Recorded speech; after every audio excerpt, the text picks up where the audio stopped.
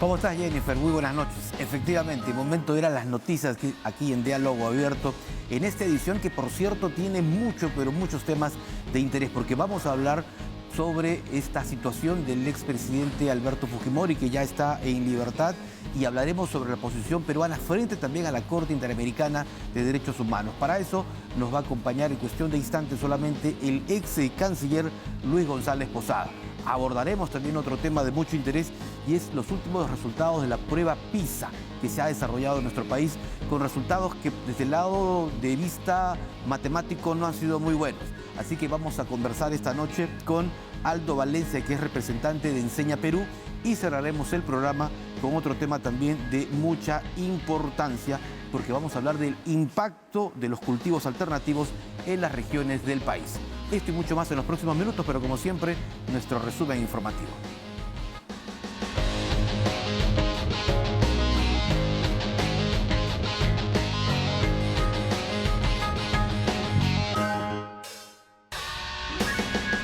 Hay un claro desconocimiento de las obligaciones en materia de derechos humanos y un delito de prevaricato e instigación al prevaricato.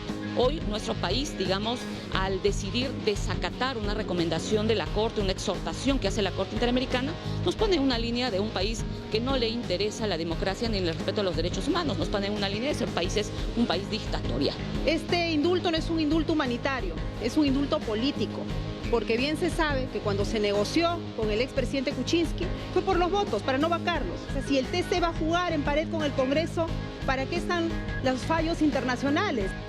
Lo que creo que para todos los peruanos debemos estar orgullosos de la decisión que ha tenido el TC. Porque no todos somos colonia de nadie. Si bien pertenecemos a una corte interamericana por un tratado, ellos no son los que marcan la agenda del país. ¿De acuerdo? Existen los derechos humanos y ahí están los derechos humanos también de todas las víctimas de que sufrimos por el terrorismo. Entonces yo creo que el TC, por primera vez, nos ha hecho sentir orgullosos que como institución ha tomado una decisión, para mí, pertinente.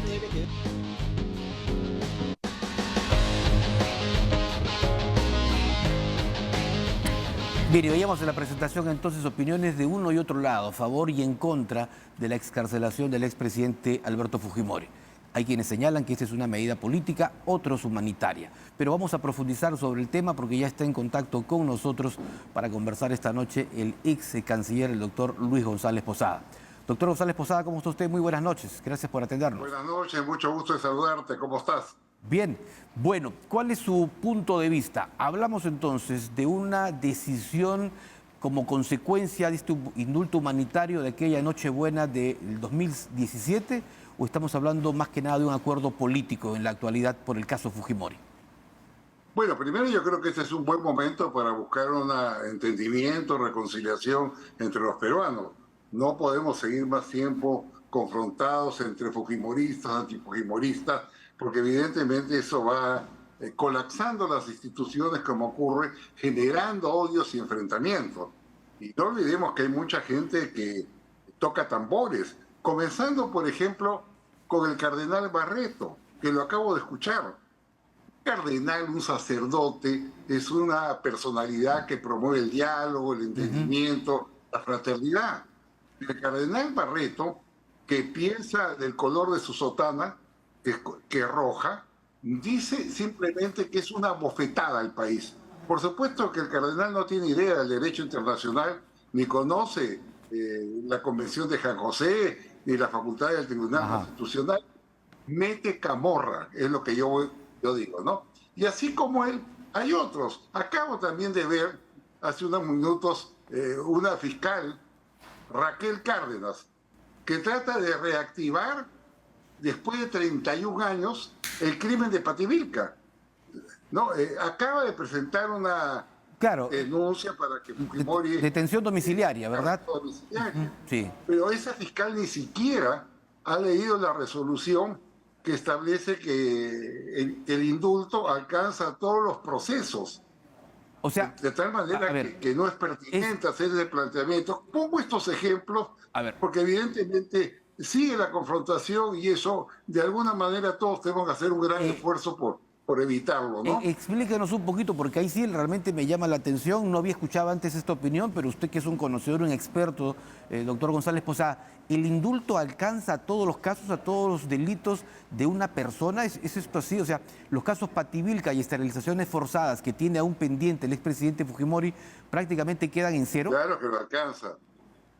Mire, la resolución suprema establece que se concede el indulto o el derecho de gracia humanitaria al expresidente Fujimori por las condenas y procesos penales que a la fecha se encuentran vigentes. Uno de ellos es Pativilca, pero estaba adormecido 31 años. Pero no serán vigentes por el proceso, no serán... Raquel Carona lo saca de su gaveta y lo presenta.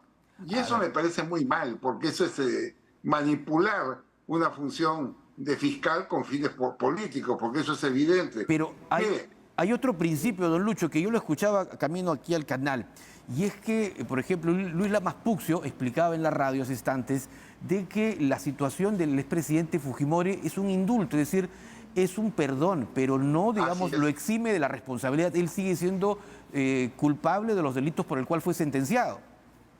Está bien, pero no, esa es otra cosa. Y es el perdón. Ya Fujimori está en su casa y no pueden retrotraer ese principio. Perdón, ¿no? Que no está representa... consagrado por el Tribunal Constitucional. Perdón que no representa inocencia. Yo he visto con asombro, ¿no?, que ayer a las 11 de la noche el presidente de la Corte Interamericana, ¿no?, pidió la revocatoria. Esa es una insolencia, una falta de respeto al país, ¿no es cierto? Y una demostración de que quiere hacer un juego político. Yo lo digo esto porque, Ricardo, estamos mal. Las instituciones están débiles, confrontadas, con muy poca aceptación popular. El Congreso tiene un rechazo del 90%, el Poder Ejecutivo una cantidad similar. De tal manera que vemos todos estos hechos y un piso muy movido. Dos ejemplos nomás, ¿no? A ver. Nosotros nos preocupamos de ese indulto, pero no nos preocupamos del hecho que han habido 686 indultos a personas vinculadas por el terrorismo. Nadie se preocupa de ellos. O nadie se preocupa que se estima entre 4.000 y 5.000 maestros, de acuerdo al Ministerio de Educación, pertenecientes al Movadez, que es el brazo legal de Sendero Luminoso, que están enseñando, y que hay algunos terroristas que también están enseñando en los colegios. Nada de eso nos preocupa. Todo el enfoque, toda la luz es Fujimori, y ver naturalmente cómo se le saca provecho al tema sin razonar que al hacerlo se afecta la estabilidad del país y naturalmente se favorece a esos grupos extremistas. Yo espero pues que estos incidentes sean superados, y no solamente me refiero al tema de Fujimori, de la Fiscalía. ¿Usted está hablando de una reconciliación nacional, doctor González Posada? Sí. ¿Está usted hablando de un proceso de reconciliación nacional hacia donde debemos apuntar? Eso es lo que entiendo. Si no, estamos hundidos. Estamos un pico frágil, ¿no?, que se puede romper en cualquier momento. La inseguridad ciudadana es muy grave, los delitos aumentan, hay marchas en curso, ¿no?, que son presionantes, ¿no?, y que siempre han sido violentas, y que naturalmente esperemos que en esta oportunidad se actúe con la firmeza que le da la ley al Estado. Claro, todos apuntamos no podemos seguir en esta situación, considerando además que hay una crisis económica, las inversiones bajan, se han perdido, si no me equivoco, 130.000 empleos en estos últimos tiempos, o sea, 130.000 personas que han dejado de trabajar. Entonces, todos estos temas nos deben llevar a buscar puntos de encuentro, de entendimiento, de reconciliación, de reconstrucción de las instituciones por la situación compleja, difícil en que nos encontramos, ¿no es cierto?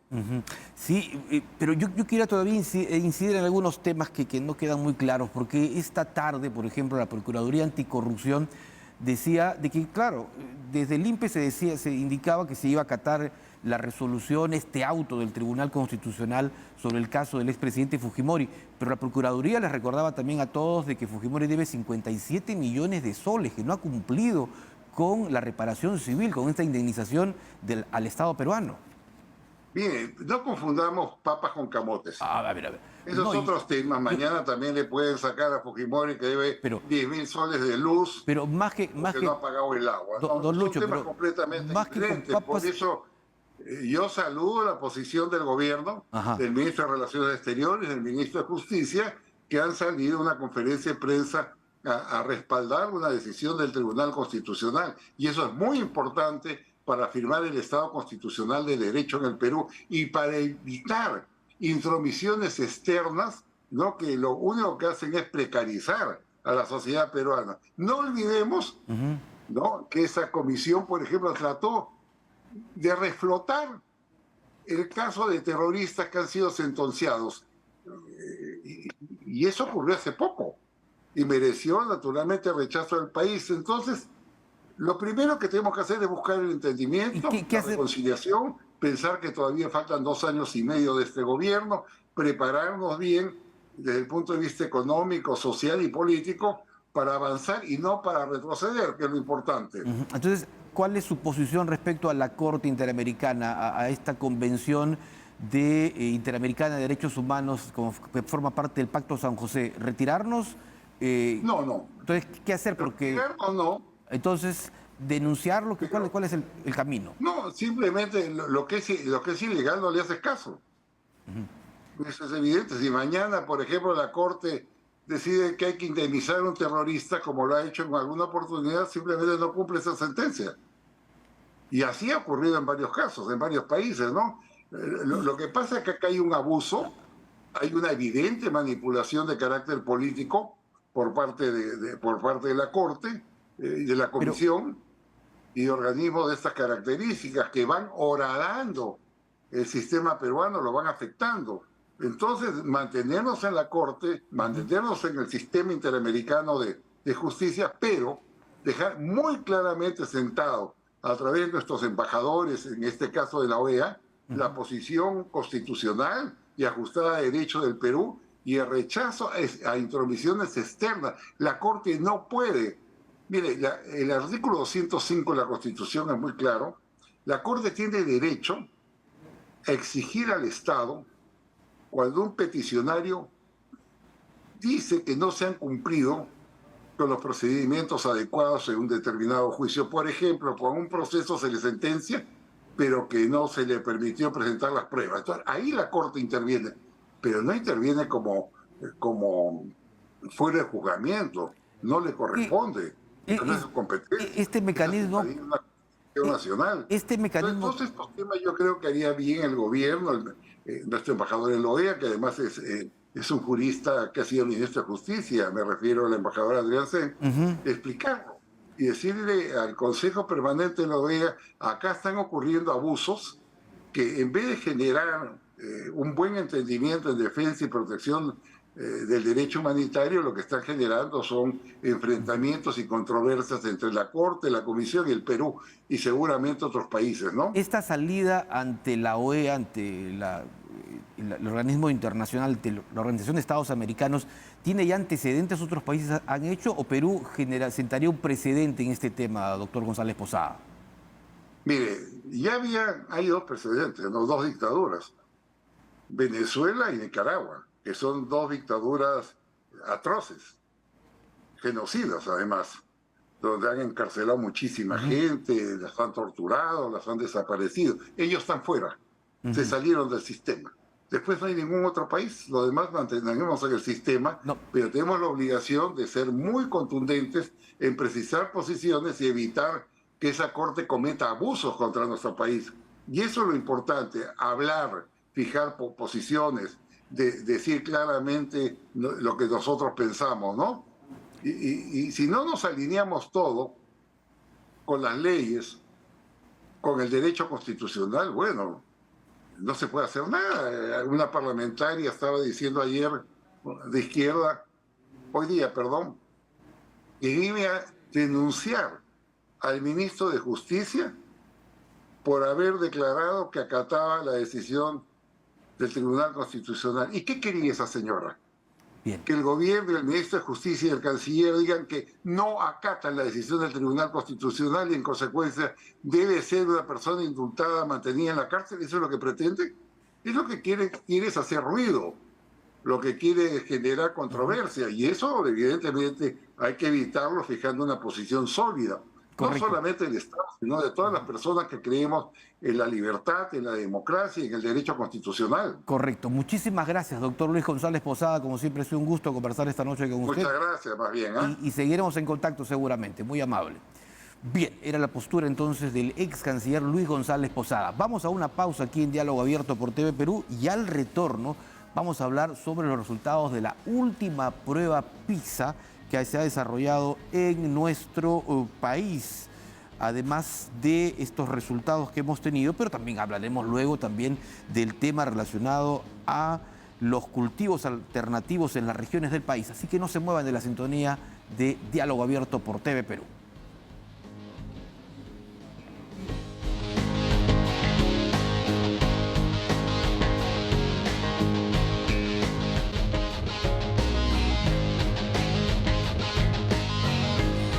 Volvemos a Diálogo Abierto, como decíamos, para hablar sobre los resultados de la última prueba PISA que se ha tomado a una serie de países, entre los que se encuentra el Perú, y para conocer mayores detalles sobre los resultados. Esta noche nos acompaña aquí en los estudios Aldo Valencia, representante de Enseña Perú. Aldo, ¿cómo está? Buenas noches. Buenas noches, gracias por la invitación. Me gustaría empezar sabiendo, por ejemplo, en términos globales, ¿cuántos países son sometidos a esta prueba PISA? Son todos los países que están primero en la OCDE, ¿no? Pero además se invitan a una serie de otros países que están en vías del desarrollo. De hecho, la del año pasado tiene la característica que ha invitado a 16 países más. Ha crecido un poco la muestra, lo que ha tenido efectos interesantes para entender un poco el estado de la situación global educativa. Y nosotros estamos como aspirante a la OCDE. Correcto, nosotros estamos como aspirante y de hecho es interesante porque parte de lo que nos ha dicho los resultados del año pasado es que hay un nivel de resiliencia interesante en lo que, como nuestro sistema educativo, con todas las limitaciones que tiene, puede mostrar, ¿no? De hecho, lo comentábamos hace un ratito, claro.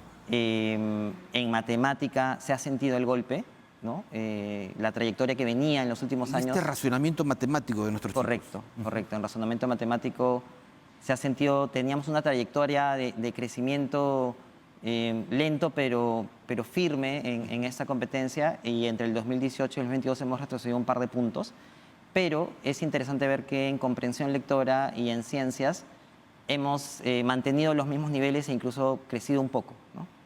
Quizás porque durante la pandemia hemos podido leer un poquito más, dedicarnos un poco a repasar los libros o en su defecto las tablets.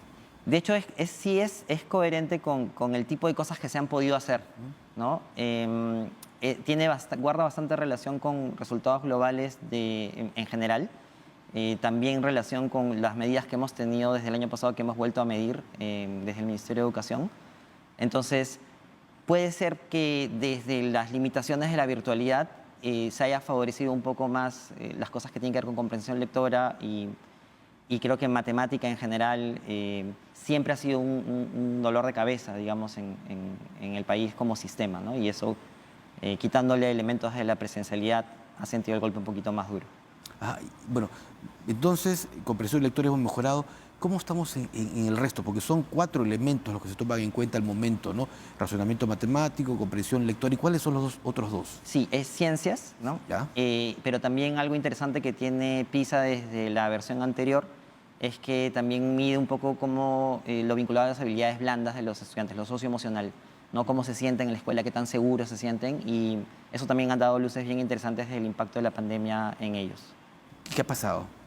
Por ejemplo, algo que nos toca revisar como país es que más o menos 14% de los estudiantes no se sienten seguros en la escuela, ¿no? 7% más o menos... ¿No se sienten seguros porque por bullying, por actos delictivos? ¿A qué responde esta inseguridad de los chicos? Sí, dentro de las variables que ha medido, es interesante porque, por ejemplo, baja un poco cuando te lo preguntan específicamente dentro del aula, ¿no? 7% no se sienten seguros dentro del aula, pero sube a 14% en cuando llegas a la escuela, ¿no? De camino a la escuela, Claro. o en otras zonas de la misma escuela, como el patio, digamos, en otros contextos que no sea el aula.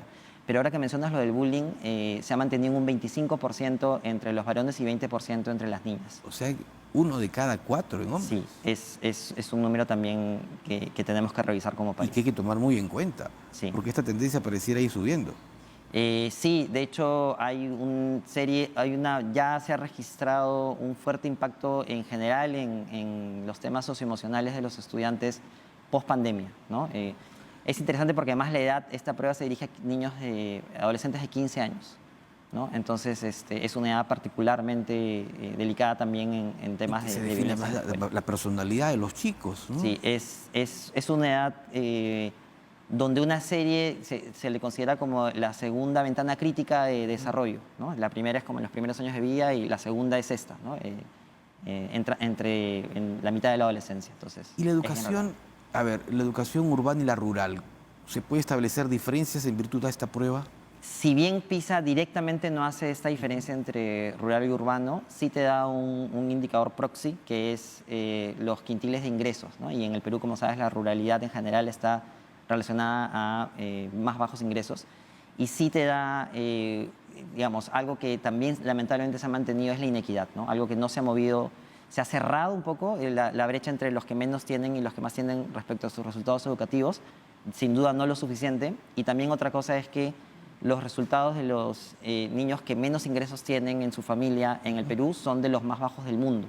O sea, que cuando haces ese comparativo de solamente el cuartil inferior de los niños en familias con menores ingresos, sí está entre los ingresos, entre los resultados más bajos. Por ejemplo, tiene una diferencia significativa muy fuerte con Vietnam, ¿no? que también... Por cierto, es interesante porque a la hora de comparar, una cosa bien importante en PISA, primero no está hecha para compararse, pero además del cuidado que hay que hacerlo con sistemas que se parezcan, ¿no? En tamaño, en niveles de ruralidad, en la distribución socioeconómica, ¿no? Porque si no es muy difícil establecer conclusiones que tengan sentido para decisiones. Ahora, estaba repasando algunas cifras y, por ejemplo, se advierte que solo el 1% de los estudiantes alcanza un alto rendimiento académico. Sí, más que alto, lo que le llaman es destacado, ¿no? Lo bien tienen logrado y por encima de logrado dejado. De hecho, Es lo Perú que solo 1%. se llama ahora en la educación AD. Sí, bueno, haciendo un paralelo... No, los que tenemos todavía hijos en el colegio, haciendo un tenemos que paralelo adaptarnos un poco a ese mecanismo AD, A, equivalente. B y C. Equivalente a cómo están mirando las competencias ahora, como estamos mirándolas. Pero, por ejemplo, ese es un interesante punto de análisis de los contextos, ¿no? No solamente en Perú, sino que en general muy pocos países del mundo llegan a ese nivel. De hecho, solamente los países que están, el top 10 países de la OCDE, llega a más de 10% en ese indicador, ¿no? La mayoría de países no llegan ni al 10% en el nivel destacado, ni en matemática ni en comunicación. Ahora, ¿qué se hace con estos resultados de la prueba PISA? ¿Cómo se trabajan para mejorar justamente las condiciones de nuestros estudiantes? Sí, eso es importantísimo porque algo que pasa, me encanta, y por eso también me encanta parte de lo que está pasando con estas evaluaciones, es que pone el tema en la agenda de nuevo. Entonces, una reflexión que tenemos es, imagínate que los directores de UGEL, ¿no? En cada una de las provincias del país, de las 220 provincias del país más o menos, o de las regiones, tuvieran acceso a data de su propio sistema con mucha mayor frecuencia, ¿no? PISA es interesante porque genera un debate. No evalúa todas las cosas que se podrían evaluar, ni todos los niveles que se podrían evaluar. Claramente tiene las limitaciones que tienen las pruebas estándares, pero te ayuda a poner el tema en la agenda. Entonces, si los directores regionales de educación tuvieran esa visibilidad, si las UGELs tuvieran esa visibilidad trimestral o semestral, podrían tomar decisiones a tiempo para poder apuntarle, por ejemplo, cuál es el grupo de escuelas que necesitan más apoyo hoy, ¿no? O cuál es el grupo de escuelas que tienen un tema en matemática o en ciencias. Entonces, que tú y yo estemos hablando ahora de esto... Claro. Es el tipo de cosas que debería hacernos pensar cómo ayudamos por ejemplo, a las zonas rurales, ¿no? Algo que nos dicen en Enseña Perú con frecuencia es, debido a que trabajamos justamente en zonas rurales, estamos en más de 14 regiones, precisamente en las zonas donde esos retos son más sentidos, siempre, y la naturaleza del trabajo es sector privado, sector público, con las escuelas, ¿no? Y nos dicen, ¿qué hacemos? Entonces, muchas veces las intervenciones van directo al aula y son buenas y son necesarias, pero parte de las cosas que son necesarias para mejorar un sistema, por ejemplo, son las cosas que normalmente no se ven en una intervención, que es medir más frecuentemente, ¿no? O sea, si quieres, como padre de familia, por ejemplo, entender cómo me pongo al servicio, es, oye, entender cómo en general estamos los niños leyendo en todo un territorio, ¿no? Si todos los papás supieran que la mayoría de los niños tienen que subir en lectura 2 o 3 puntos o 20 palabras más por hora, ¿no? ¿Cuánto hemos mejorado en lectura? Porque hay un plan lector Sí. que es casi obligatorio, tanto en los colegios públicos como privados. Sí. Es casi leer un libro por mes. Sí, hay una serie de iniciativas para las competencias de comunicación. La competencia de comprensión lectora, en efecto, es una competencia crítica. Nos hemos mantenido post pandemia, habían algunas proyecciones que nos daban, digamos, nos advertían de una situación muy crítica y, sin embargo, tanto la prueba del Ministerio como esta PISA nos refuerza que no hemos perdido tanto, pero tampoco hemos avanzado como deberíamos, ¿no? De hecho, por ejemplo, traducido en simple, lo que estamos diciendo es que solamente 2 o 3 niños, en el caso de las pruebas peruanas, ¿no? de la prueba muestral, solo 2 o 3 niños de segundo de primaria leen como deberían, y si vas a secundaria y te vas a zonas rurales son 5 de cada 100, ¿no? O sea, solo 5 de cada 100, entonces ahí tenemos un problema grave. Entonces, en general como sistema nos habíamos movido hacia adelante hasta antes de la pandemia en comprensión lectora, pero el reto aún es gigantesco. O sea, aún es gigantesco y aún es bastante desigual. En zonas urbanas y en zonas donde hay mayor ingreso socioeconómico, estamos un poco mejor, sin embargo no estamos en los mejores niveles del mundo Las todavía. autoridades regionales y municipales, ¿cuánto de sus presupuestos, cuánto de sus recursos se asignan a la educación? Eso es bien interesante porque... Lo preguntaba porque ustedes trabajan en provincias. ¿No? Sí, porque por ejemplo, ese número no es un número fácil de obtener, porque como los presupuestos del Mineus vienen nacionalmente y se dirigen directamente hacia las UGELes a nivel provincial, claro, pero luego el gobierno regional tiene un presupuesto que se maneja regionalmente, no necesariamente hacemos planes compartidos de, ok, esto es lo que vamos a hacer por la educación en la región este año, ¿no?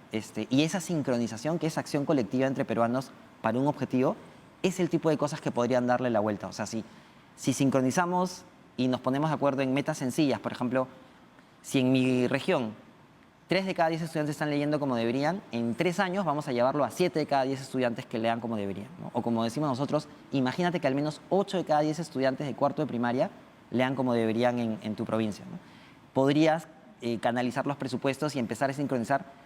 Hay una serie de dificultades que tienen que ver con cómo están estructuradas las autonomías de ejecución de presupuesto, que hacen muy difícil tomar decisiones sencillas. Por ejemplo, ¿sabes qué? Yo quiero invertir todo mi presupuesto de este tema en montar un sistema de evaluación local. O ¿sabes qué? Voy a acompañar a más de la mitad de los docentes. Pero en las regiones, ¿qué prioridad le da más la autoridad regional? ¿Al cemento o al alumno? Desde nuestra experiencia, ¿no? Los mecanismos que existen hoy desde las regiones, como por ejemplo obras por impuestos, te invitan más a pensar en obras que tienen que ver con cemento, ¿no? Cuando tú conversas con los funcionarios... Porque hay placa además del gobernador, ¿no? Pero sin embargo, cuando tú conversas con los funcionarios, siempre encuentras en diferentes regiones funcionarios, directores regionales, directores de UGEL, absolutamente apasionados con transformar su educación, pero no siempre tienen las herramientas presupuestales para que les permitan, por ejemplo, invertir en desarrollo de capacidades, ¿no? Porque claro, la lógica de inversión, o sea, ahí hay un diálogo pendiente entre ministerios, el Ministerio de Economía y Finanzas y el Ministerio de Educación, pero también las autoridades locales para que tengan facilidades. Hace poco nos reunimos con un alcalde que decía, yo tengo este dinero en Canon, ¿no? Pero no, ponte 30 millones de soles, pero no puedo invertir más de 100.000 soles en las cosas que yo quiero de formación de docentes, por ejemplo, ¿no? Porque las reglas de juego están armadas para hacer cierto tipo de inversiones. Entonces, ese diálogo está pendiente y ayudaría muchísimo, ¿no? Sin duda, sí, sin duda, en poder destinar recursos o saldos a la educación, que sin duda es siempre una herramienta básica para todo el país. No podemos construir el país que estamos soñando si no nos aseguramos de poner en los estudiantes las herramientas que necesitan para resolver su futuro. Correcto. Esperemos que nuestra próxima conversación sea con resultados más positivos, Aldo. Seguramente que sí. Muchísimas gracias. Gracias a ti. Aldo Valencia, entonces, representante de Enseña Perú esta noche, hablándonos de los resultados de la prueba PISA y de lo que esperemos todos, siempre tener una mejor educación. Momento de ir a una nueva pausa aquí en Diálogo Abierto para volver en los próximos minutos a hablar sobre el impacto de los cultivos alternativos en las regiones del país, porque Devida realiza Expo Vida del 7 al 10 de diciembre. Eso y más en breve. Volvemos.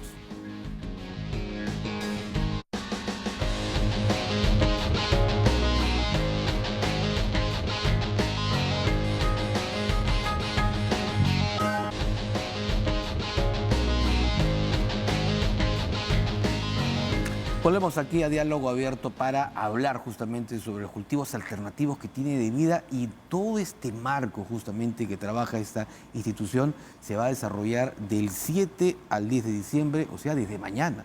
Desde mañana, la Expo Vida Lima 2023. Estamos con dos de las participantes.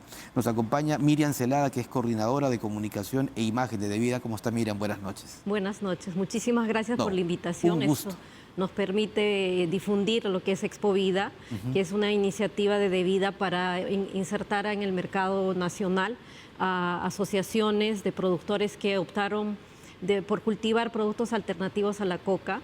Nosotros estamos invitando a 37 asociaciones de productores de distintas regiones, de 8 regiones, en las que van a poder ofertar café, cacao y otros productos alternativos como néctares, majambo y distintos productos que en realidad se generan en la ceja de selva, ¿no? Claro, y permítame saludar también esta noche a Dina Mendoza, que es justamente una de las participantes, una de las representantes que está con nosotros aquí.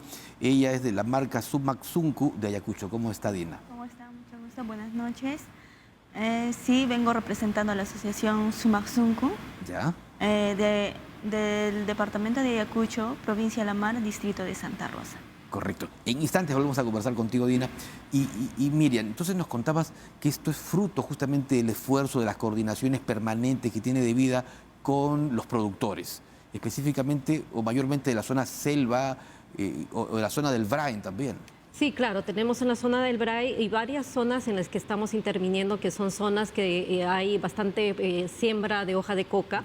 Entonces lo que Devida hace es darles una opción, un producto alternativo a la coca para que puedan ellos generar otros ingresos y insertarse a la economía lícita, ¿no?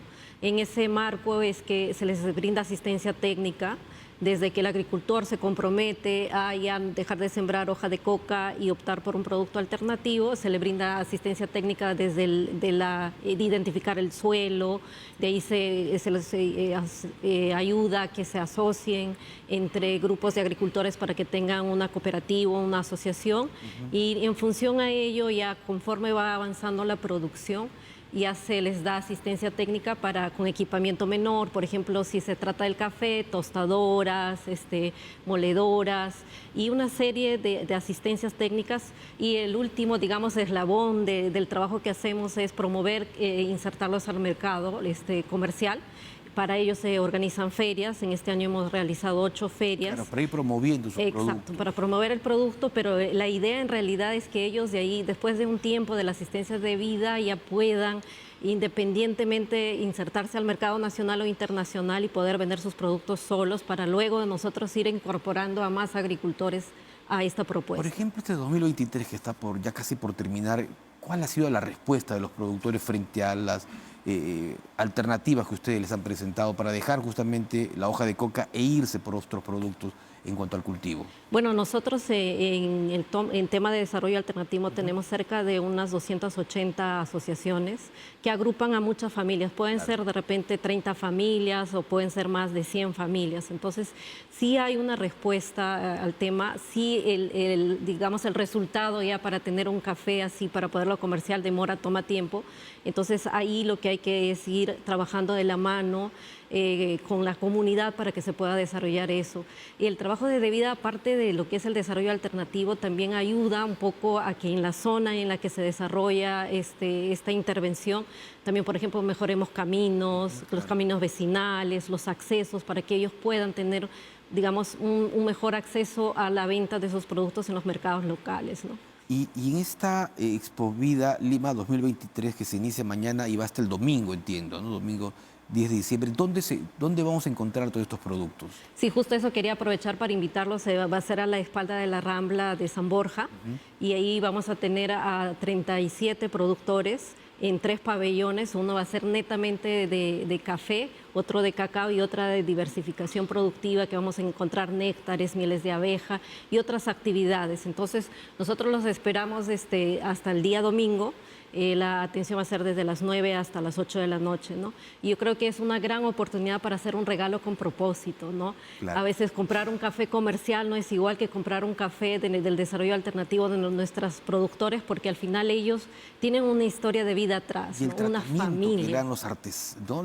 Se les da justamente desde que se empieza el cultivo por parte de los productores. Claro, tú vas a encontrar muchos de los productos que tienen certificación orgánica, que algunos básicamente se exportan, ¿no? Y en esta feria van a poder comprar productos que tienen premios, por ejemplo, en Italia, en Estados Unidos, de mejor cacao, el mejor café. Entonces son productos, aparte de tener este sentido social que apoya a muchas familias, también son de altísima calidad. Y los estamos observando justamente en estos momentos en pantalla. Dina, cuéntanos un poquito desde Ayacucho, desde Sumaxunco, ¿qué es lo que están trabajando, qué es lo que traen a esta feria? Bueno, nosotros somos Sumaxunco es una asociación de agricultores conformados por un 80% mujeres y un 20% varones. Los agricultores, como agricultores, nosotros trabajamos siempre cuidando el medio ambiente. Cultivamos el grano el cacao y el café y también otros productos alternativos. Bueno, mira, gracias a al trabajo con mira, la vida? nosotros en el 2017 la asociación se formó y ya tenemos como 6 años. Y con el apoyo de Devida y otras instituciones más. ¿Por qué? Porque nos apoyaron con las máquinas tostadoras, descascarilladores, molinos, temperadores, cámaras de frío, también para la poscosecha, para así darle un valor agregado al grano de cacao y al grano de café. Y con eso aparece la marca Wayuiki, que son ya chocolates derivados de cacao con diferentes porcentajes de cacao. Los preparamos con agua y manto, con frutos deshidratados, con frutos secos ¿La producción está llegando a Lima? ¿A qué mercado se ha ido expandiendo? Sí, en Lima hay tiendas que nos piden por mayor. Y también, ¿no? Estas ferias que realiza Devida es como una vitrina para encontrar mercado para nosotros. Y la verdad que estoy emocionada y estoy contenta y agradecida, ¿no? Porque Digamos que todo este proceso los ha cambiado la vida a ustedes. claro, a muchos agricultores. Y seguimos encaminando en ello. ¿Por qué? Porque, como le digo, más antes en el Bray, o sea, en Santa Rosa, la gente cultivaba puro hoja de coca. Mis padres, mis abuelos. ¿Por qué? Por el precio también, ¿no? Y con ello educaban bien pues a sus hijos. Ahora, miren, ahora con el apoyo de estos productos, con darle el valor agregado y encontrar mercado, ya como que los familiares ya optan por productos lícitos. Y ahora, más aún, ¿no? Están sembrando lo que son citricales, canela, también están trabajando en la recuperación de suelos. Correcto. Miriam, entonces invitamos al público para que esté presente y vamos mostrando algunos también de los productos, ¿no? Que incluso hay un panetón. Sí, por ejemplo, esta es una innovación, este es un panetón con harina de plátano, ¿no? Es de una asociación de Puno, porque en Puno también en Sandia tenemos Claro. ceja de selva. Entonces van a poder encontrar una variedad de innovaciones y destacar, justo ella es una jovencita. Hay muchos que ya están insertándose y siendo parte de las asociaciones, o sea, optan por estudiar en las ciudades y luego ir a ayudar a las asociaciones porque ya ven que es una forma para salir adelante. Yo lo que quería compartir contigo, que aparte de hacer Expovida acá en Lima, Correcto. también estamos haciendo otras Expovidas en regiones. Por ejemplo, tenemos Aprovechemos igual el día de mañana en Ayacucho, por ejemplo, en la plazuela María Parado de Bellido, van a estar del 7 al 10, en el Cusco, en la Plaza de Armas del distrito de Santiago, y luego vamos a tener en Huánuco, San Martín y Pucallpa desde el 14 al 17 otras Expovida en regiones, ¿no? Porque la idea es que los productores puedan cerrar el año vendiendo sus productos, ¿no? Y al final comentarte también que nosotros, aparte de incentivar en estas ferias, también participamos mucho en otras ferias en las que hay estas ruedas de negocios, claro, en las que pueden insertarse al mercado nacional e internacional. Y bueno, al menos tenemos en este año un cierre de compromisos de venta de cerca de 34 millones, ¿no?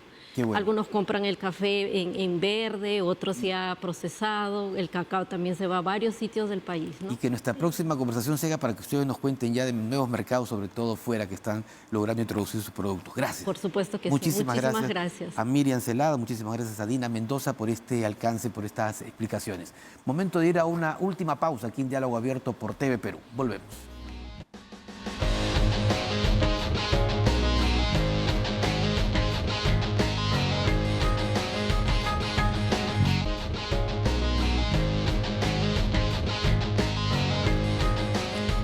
Parte final de Diálogo Abierto. Parte final de Diálogo Abierto. Entonces nos vamos, termina esta edición. Los esperamos mañana. Muy buenas noches.